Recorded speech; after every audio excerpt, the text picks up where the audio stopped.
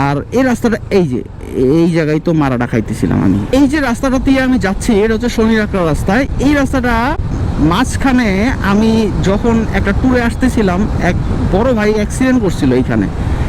এই রাস্তাটা বেশ ভাঙা ছিল, হুটহাট করে ভাঙা থাকে। আর এই রাস্তাটা এই জায়গায় তো মারাটা খাইতেছিলাম আমি নিজেও তো মারা খাইয়া যেতেছিলাম। পুলিশের কোনো চেক করতেছে না, বাট এই চেকপোস্টটা বসায় রাখার আসলে আমি কোনো মানে দেখি না। এটা হচ্ছে মানুষকে হয়রানি করা, মানুষকে বিপদে ফেলা, আর কিছুই না। তো এই রাস্তাটা এখন মোটামুটি ঠিক করছে।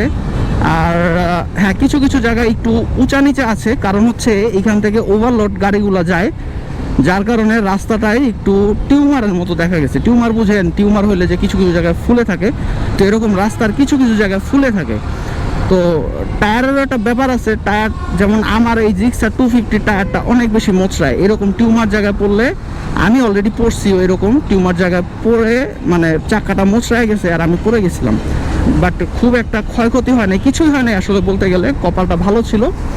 আর এই সব রাস্তায় আসলেই খুবই ভয়ানক। এই টিউমার টাইপের রাস্তা আপনি পাবেন সিলেটে।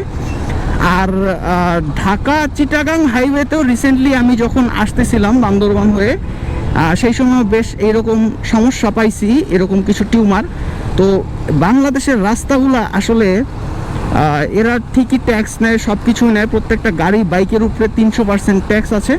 বাট এগুলো আসলে কোন খাতে বা কোন জায়গায় আসলে ঢুকায় এইটা আসলে বলতে পারতেছি না। যে নিরাপদ সড়ক, নিরাপদ এত আন্দোলন, কিন্তু এই ধরনের কোনো কিছু হয় না। রাস্তায় প্রপার লাইট নাই, হ্যাঁ, কিন্তু তারা ঠিকই গাড়ি, বাইক, বাস সব কিছু থেকেই ট্যাক্স নিচ্ছে মন মতো ভরে ভরে, কিন্তু ওই অনুযায়ী কাজগুলো করতেছে না। এটা আসলে বাংলাদেশে আসলে কোনো সরকারই পারবে না, এটা কখনো সম্ভবই না।